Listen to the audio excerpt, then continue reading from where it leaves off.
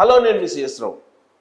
దేశవ్యాప్తంగా ఎలాంటి పరిస్థితి ఉంది అనే దాని మీద న్యూస్ ఎక్స్ నేషనల్ ఛానల్ ఒక సర్వేను లేటెస్ట్గా విడుదల చేసింది. దాని ప్రకారం ఆంధ్రప్రదేశ్లో ఉండేటువంటి సిచ్యువేషన్ ఏంటి అనే దాని మీద అంచనా వేసింది. అది ఇచ్చినటువంటి సర్వే ప్రకారం ఇప్పుడున్నటువంటి పరిస్థితుల్లో ఒపీనియన్ పోల్ని చెప్పింది news X. So opinion poll ప్రకారం మొత్తం ఆంధ్రప్రదేశ్లో ఉన్నటువంటి 25 ఎంపీ స్థానాల్లో 2 బీజేపీకి వచ్చేటువంటి అవకాశం ఉందని చెప్పి తేల్చింది. అలాగే వైఎస్ఆర్ కాంగ్రెస్ పార్టీ 7 స్థానాల్లో గెలిచేటువంటి అవకాశం ఉంది. 7 లోక్సభ స్థానాల్లో. తెలుగుదేశం పార్టీ 14 లోక్సభ స్థానాలు, జనసేన పార్టీ 2 లోక్సభ స్థానాలు గెలిచేటువంటి అవకాశం ఉందని చెప్పి అంచనా వేస్తుంది. అంటే దాని ప్రకారం న్యూస్ ఎక్స్ ఇచ్చినటువంటి అంచనా ప్రకారం మొత్తం బీజేపీ, తెలుగుదేశం పార్టీ అలాగే జనసేన కూటమి కలిపి ఎన్ని స్థానాలు వచ్చేటువంటి అవకాశం ఉంది అని అంటే BJP 2 plus Telugu Desam party 14 plus Janasena 2 మొత్తం కలిపి 16, 2 18 లోక్సభ స్థానాలను గెలిచేటువంటి అవకాశం ఉందని చెప్పి న్యూస్ ఎక్స్ అంచనా వేస్తుంది. కేవలం 7 మాత్రమే వైఎస్ఆర్ కాంగ్రెస్ పార్టీ గెలిచేటువంటి అవకాశం ఉంది అని చెప్పి ఆ సంస్థ అంచనా వేస్తుంది. వాస్తవంగా ఉండేటువంటి నేషనల్ ఛానల్స్లో ఎస్పెషల్లీ మనకు టైమ్స్లో తప్ప మిగతా జాతీయ సర్వే సంస్థలు కానీ, జాతీయ న్యూస్ ఛానల్స్ కానీ, లేదా ప్రాంతీయంగా చేసినటువంటి సర్వే సంస్థలు కానీ మెజారిటీ దాదాపుగా 80% ఆంధ్రప్రదేశ్లో రాబోయేటువంటి రోజుల్లో కూటమి అధికారంలోకి రాబోతూ ఉంది. ఇక్కడ ఆంధ్రప్రదేశ్లో ఎన్డీఏ అలాగే దేశంలో కూడా ఎన్డీఏ వచ్చేటువంటి అవకాశం ఉందని చెప్పి అంచనా వేస్తుంది. దీని ప్రకారం ఇది ఇచ్చినటువంటి సర్వే ప్రకారం 18 లోక్సభ స్థానాలు అని అంటే మనం సుమారుగా వేసుకుంటే ఒక్కొక్క లోక్సభ స్థానాలకి 7 అసెంబ్లీ స్థానాలు ఉండేటువంటి అవకాశం ఉంది. సో 56 సో 856, 7 1 7, 1 5 126 అంటే అసెంబ్లీ స్థానాలు వైజ్ కన్వర్ట్ చేసుకుంటే కనుక మనం ఈ అసెంబ్లీ స్థానాల్లో 126 వచ్చేటువంటి అవకాశం ఉంది. 126 వచ్చేటువంటి అవకాశం ఉందని కనిపిస్తుంది. సో ఇక్కడ మనకు 126 స్థానాలు అసెంబ్లీ అంటే 120 ప్లస్, యాక్చువల్గా 160 ప్లస్ చెప్తున్నారు చంద్రబాబు నాయుడు. 160 ప్లస్ టార్గెట్గా పెట్టుకొని వెళ్తూ ఉన్నారనేది మనకు తెలుసు. సో వై నాట్ 160 అనేది ఆల్రెడీ ఆంధ్రప్రదేశ్ తెలుగుదేశం పార్టీ అధ్యక్షుడు అచ్చెన్నాయుడు చెప్పారు. అదే చంద్రబాబు నాయుడు అయితే వై నాట్ పులివెందులు అంటున్నారు ఆయన. సో ఆ క్రమంలో 160 అని తెలుగుదేశం పార్టీ అంటూ ఉంది. కానీ న్యూస్ ఎక్స్ ఇచ్చినటువంటి ఇప్పుడు తాజా సర్వే ప్రకారం మాత్రం 126 రీచ్ అయ్యేటువంటి అవకాశం ఉంది. దాన్ని ఎలా క్యాలిక్యులేట్ చేసామంటే కూటమికి సంబంధించి ఆల్రెడీ 2 బీజేపీకి వస్తాయని చెప్పి అంచనా వేసింది. ఇక్కడ 6 స్థానాల్లో పోటీ చేస్తున్నారు. 6 స్థానాలకు గాను 2 మాత్రమే వచ్చేటువంటి అవకాశం ఉందని చెప్పి అంచనా వేస్తుంది. ఈ 2 స్థానాల్లో ఏమున్నాయి? దాంట్లో బీజేపీ పోటీ చేసిన 2 స్థానాల్లో అరకు ఉంది, అలాగే రాజమండ్రి ఉంది. రాజమండ్రితో పాటు అనకాపల్లి ఉంది, రాజంపేట, ఇవి ఉన్నాయి స్థానాలు. సో ఈ స్థానాల్లో ఏది గెలిచేటువంటి అవకాశం ఉంది అనేది కూడా ఇప్పుడు బీజేపీ తెలుసుకోలేకపోతుంది. అంటే బహుశా అరకు గెలిచేటువంటి అవకాశం లేదని చెప్పి సర్వేలు చెప్తున్నాయి. అరకు.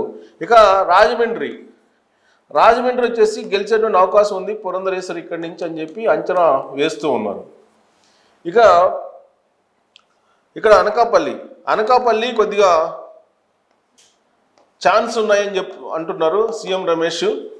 సో ఈ 2 స్థానాలు గెలిచేటువంటి అవకాశం ఉందా అనేది. సో ఇక్కడ రాజంపేట ఛాన్స్ లేదు, మిగిలినటువంటి కాన్స్టిట్యున్సీల్లో కూడా ఛాన్స్ లేదని చెప్పి తెలుస్తుంది. కాబట్టి 2 స్థానాలు అంటే బహుశా రాజంపేట, అనకాపల్లి అయి ఉండొచ్చు. ఇక్కడ నర్సాపురం ఉంది.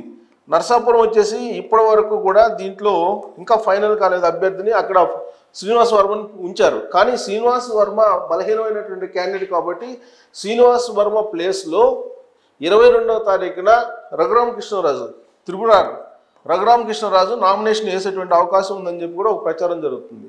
వాస్తవంగా బీజేపీ తరఫు నుంచి ఆయన పోటీ చేయాలి నర్సాపురం నుంచి. కానీ జగన్మోహన్ రెడ్డి అడ్డుకున్నందువల్లనే అక్కడి నుంచి తనకి సీటు రాలేదని చెప్పి ఆయన భావిస్తున్నారు. ఆ మేరకు ప్రెస్ మీట్లో కూడా అనౌన్స్ చేశారు. అయితే ఇప్పుడు రఘురామకృష్ణరాజు విషయంలో చంద్రబాబు నాయుడు కొంత సీరియస్గా తీసుకున్నారు. ఆ సీరియస్గా తీసుకున్నటువంటి క్రమంలో చంద్రబాబు నాయుడు ఇప్పుడు ఆయనకు పోటీ చేసే అవకాశాన్ని కల్పించారు. తెలుగుదేశం పార్టీ నుంచి అయితే కనుక ఉండి అసెంబ్లీ నియోజకవర్గం నుంచి పోటీ చేసేటువంటి అవకాశం కనిపిస్తూ ఉంది. అలాగే ఒకవేళ అడ్జస్ట్ అయ్యి ఒక స్థానాన్ని తగ్గించుకుంటే లోక్సభ నుంచి బీజేపీ నర్సాపురం నుంచి టీడీపీ అభ్యర్థిగా పోటీ చేసే అవకాశం కూడా ఉంది. బట్ దానికి బీజేపీ నేతలు ఒప్పుకుంటారా అని అంటే ఇప్పుడున్నటువంటి పరిస్థితుల్లో కొంత ఒప్పుకునేటువంటి అవకాశం ఉంది అని చెప్పి కూడా తెలుస్తుంది. 2 రోజుల క్రితం ఆంధ్రప్రదేశ్ బీజేపీ ఇన్ఛార్జిగా ఉన్నటువంటి సిద్ధార్థ, అలాగే ఏపీ బీజేపీ అధ్యక్షురాలు పురంధరేశ్వరి, చంద్రబాబు నాయుడు, పవన్ కళ్యాణ్ వీళ్ళందరూ కూడా సమావేశం అయ్యారు. సమావేశం అయిన తర్వాత కూటమికి సంబంధించిన సీట్ల షేరింగ్ అంతా ఫైనల్ అయిపోయింది. సర్దుబాట్ల విషయంలోనే 1-2 చోట్ల కొంత ఇబ్బందికరమైన పరిస్థితులు ఉన్నాయని చెప్పి వాళ్ళు భావించి అనకాపల్లి తెలుగుదేశం పార్టీకి ఇచ్చి ప్రస్తుతం అయితే అనకాపల్లి బీజేపీ పోటీ చేస్తుంది, అనకాపల్లి అసెంబ్లీ నియోజకవర్గం. సో అక్కడి నుంచి తెలుగుదేశం పార్టీ నల్లిమిల్లి రామకృష్ణారెడ్డికి ఇచ్చి అక్కడి నుంచి పోటీ చేయించడం ద్వారా దాని ప్లేస్లో తమ్మళ్ళపల్లి బీజేపీకి ఇవ్వడానికి ఒక ప్రతిపాదన చంద్రబాబు నాయుడు చేసినట్టు కూడా తెలుస్తోంది. అది కనుక జరిగితే కనుక తెలుగుదేశం పార్టీకి నుంచి నర్సాపురం నుంచి త్రిపుల్ పోటీ చేసేటువంటి అవకాశం ఉంది. అప్పుడు ఈ 2 కాస్త 3 అవుతాయా, లేదంటే నర్సాపురం తోటి కలిపి 2 అవుతాయా అంటే 3 అయ్యేటువంటి అవకాశం కూడా ఉంది. ఒకవేళ నర్సాపురం ఇస్తే అప్పుడు సీన్ మారిపోయేటువంటి అవకాశం ఉంది. ఆంధ్రప్రదేశ్లో బీజేపీ సీన్ కూడా మారిపోయే అవకాశం ఉంది. అప్పుడు 6 స్థానాలకు గాను 3 స్థానాలు అయ్యేటువంటి అవకాశం ఉంది. 3 స్థానాల్లో గెలిచేటువంటి అవకాశం ఉంది. న్యూసెక్స్ సర్వే ప్రకారం తీసుకుంటే కనుక ఆ 2 స్థానాలు ఏవి అనేది బీజేపీ లెక్కేసుకుంటే ప్రాబబిలిటీస్ నేను చెప్పడం జరిగింది. ఒకవేళ లేదు మేము 6 స్థానాలను పోటీ చేయాలి అని చెప్తే కనుక అప్పుడు తెలుగుదేశం పార్టీ అడ్జస్ట్ చేసుకోవాల్సి వస్తుంది. నర్సాపురం నుంచి బీజేపీ అభ్యర్థిగా పోటీ చేయడానికైనా త్రిపుల్ రెడీగా ఉన్నారు, తెలుగుదేశం పార్టీ అభ్యర్థిగా పోటీ చేయడానికైనా త్రిపుల్ రెడీగా ఉన్నారు. కానీ ముందుగా ఒప్పందం ప్రకారం సీట్ల షేరింగ్ విషయంలో 6 స్థానాల్లో మేము పోటీ చేయాలనుకుంటే మాత్రం అప్పుడు తెలుగుదేశం పార్టీ నర్సాపురం తీసుకొని కడపని బీజేపీకి ఇచ్చేటువంటి ఒక ప్రపోజల్ కూడా నడుస్తుంది. ఇక 7 స్థానాల్లో వైఎస్ఆర్ కాంగ్రెస్ పార్టీ 7 లోక్సభ స్థానాల్లో గెలిచేటువంటి అవకాశం ఉంది అని అంటున్నారు. సో 7 × 7 49 అసెంబ్లీ సెగ్మెంట్లో వీళ్ళు గెలిచేటువంటి అవకాశం ఉంది. అంటే 50 కంటే కూడా తక్కువగా ఉంది. లెస్ దాన్ 50లో గెలిచేటువంటి అవకాశం ఉంది. అందుకన్నా ఎక్కువ వచ్చేటువంటి అవకాశం లేదు జగన్మోహన్ రెడ్డి అనేది తెలుస్తుంది. బహుశా ఈ సర్వే ఫలితాలు ఇలాంటి సిచ్యువేషన్ ఆంధ్రప్రదేశ్లో ఉంది అని చెప్పి వైఎస్ఆర్ కాంగ్రెస్ పార్టీ గ్రహించి ఉంటుంది. అందుకే 2019లో ఏ విధంగా అయితే అప్పుడు జరిగినటువంటి ఇన్సిడెంట్స్ మనం గుర్తు చేసుకుంటే కోడికత్తి కేసు విశాఖ ఎయిర్పోర్ట్లో జరిగింది, ఆ తర్వాత కడపలో జరిగింది, పులివెందుల్లో జరిగినటువంటి బాబాయ్ మర్డర్ కేసు. సో ఇవి సింపతి క్రియేట్ చేసినాయి 2019 ఎన్నికల్లో. కానీ ఈసారి అలాంటి సిచ్యువేషన్ లేదు. ప్లస్ 2019 నుంచి ఇప్పటి వరకు ఆయన మీద ప్రజా వ్యతిరేకమైనటువంటి ముద్ర ఉంది. దాని కారణంగానే రోజు రోజుకి గ్రాఫ్ డౌన్ అవుతున్నటువంటి క్రమంలో ఇప్పుడు తాజాగా గులకరాయి వ్యవహారం తీసుకొచ్చారు అని చెప్పి ఇప్పుడు తెలుగుదేశం పార్టీ చెప్తోంది. వాస్తవంగా కూడా తెలుగుదేశం పార్టీకి అలాగే జనసేనకి బీజేపీ కూటమికి అనుకూలమైన పరిస్థితులు ఉన్నాయని సర్వేలు మెజారిటీ చెప్తున్నాయి. ఇలాంటి పరిస్థితుల్లో ఒకవేళ వైఎస్ఆర్ కాంగ్రెస్ పార్టీ ఆరోపణలు చేస్తున్న విధంగా చంద్రబాబు నాయుడు గులకరాయి దాడులు జగన్మోహన్ రెడ్డి మీద చేయించేటువంటి అవకాశమే ఉండదు. But Jaganmohan Reddy and batch మాత్రం చంద్రబాబు నాయుడు మీద అపవాదం రుద్దేటువంటి ప్రయత్నం చేస్తూ ఉన్నారు.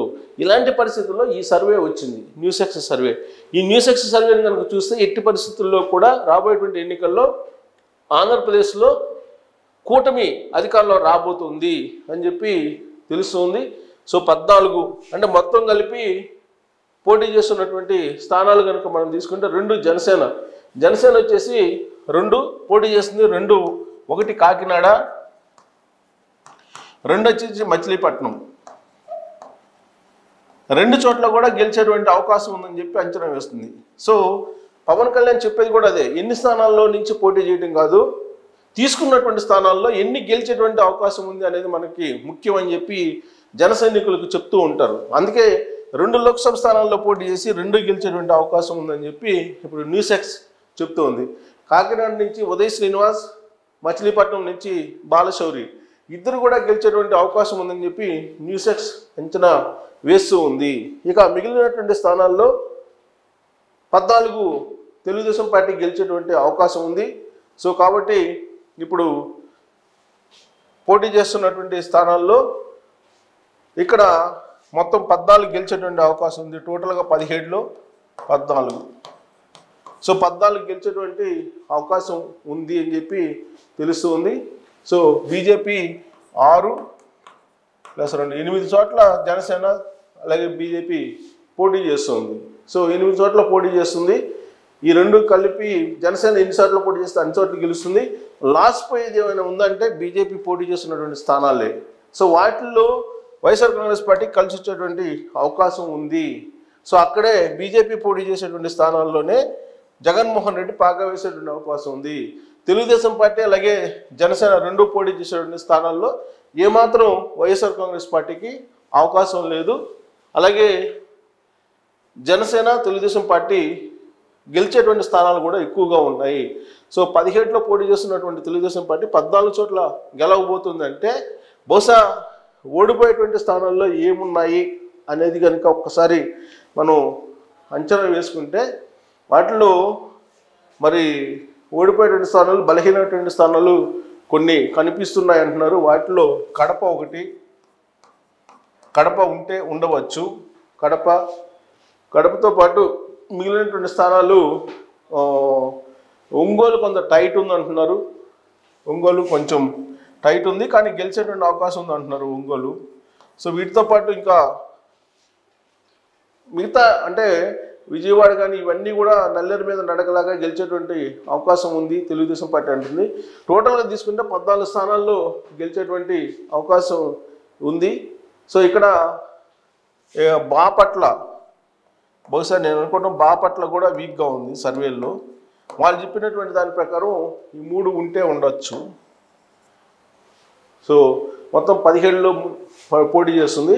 14లో గెలిచేటువంటి అవకాశం ఉంది. ఆ 14లో 3 బహుశా నేను అనుకోవటం ఈ 3 ఉండి ఉండవచ్చు అని చెప్పి భావించడానికి అవకాశం ఉంది. మిగిలిన స్థానాల్లో తెలుగుదేశం పార్టీ గెలిచేటువంటి అవకాశం ఉంది. సో టోటల్గా చూస్తే కనుక ఈ సర్వే ప్రకారం కూటమికి చాలా పాజిటివ్ అట్మాస్ఫియర్ కనిపిస్తుంది ఆంధ్రప్రదేశ్లో.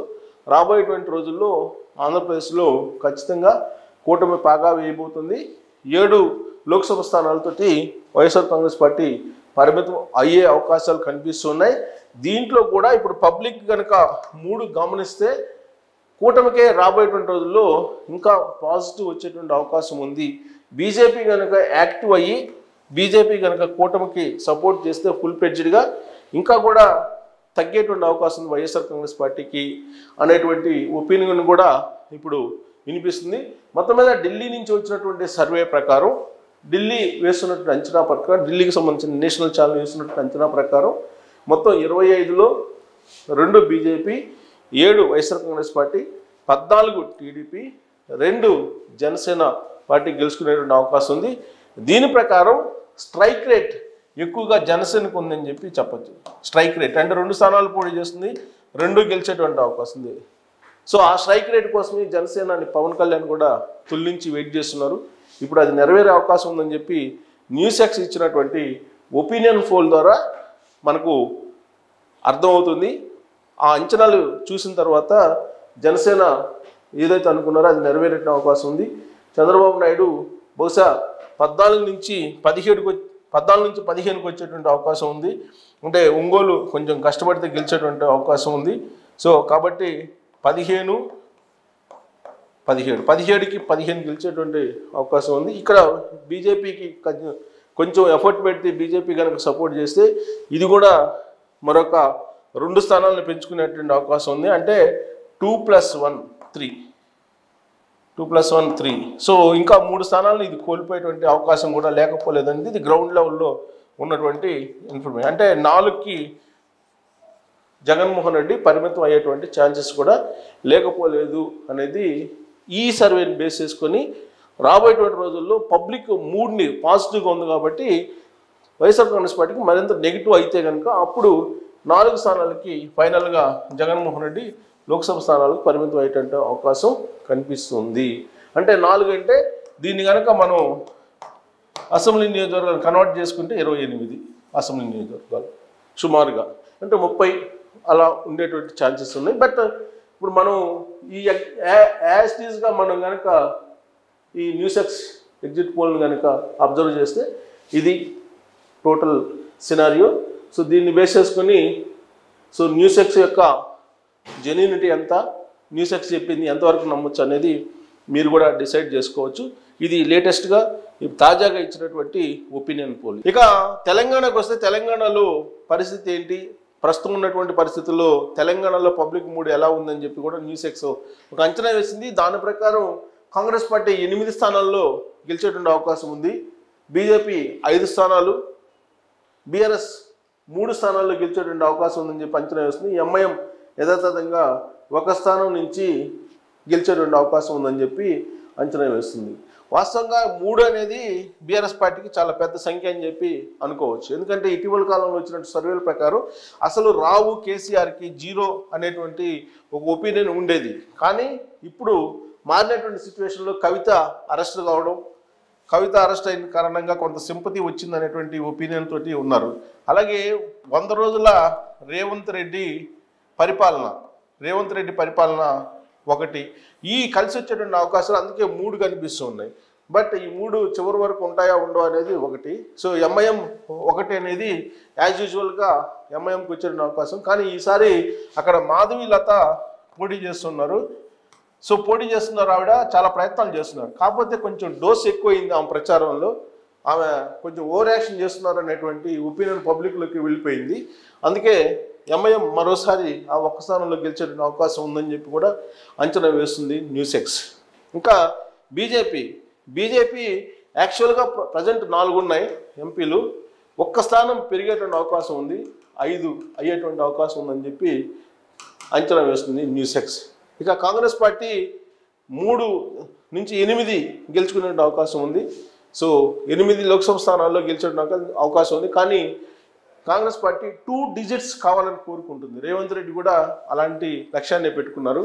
కానీ 2 డిజిట్స్ వచ్చే అవకాశం లేదు. కాంగ్రెస్ పార్టీకి సంబంధించినటువంటి ఢిల్లీ పెద్ద రావడం జరిగింది. ఆయన వచ్చి 15 టార్గెట్గా చేసుకొని పనిచేయండి అని చెప్పారు.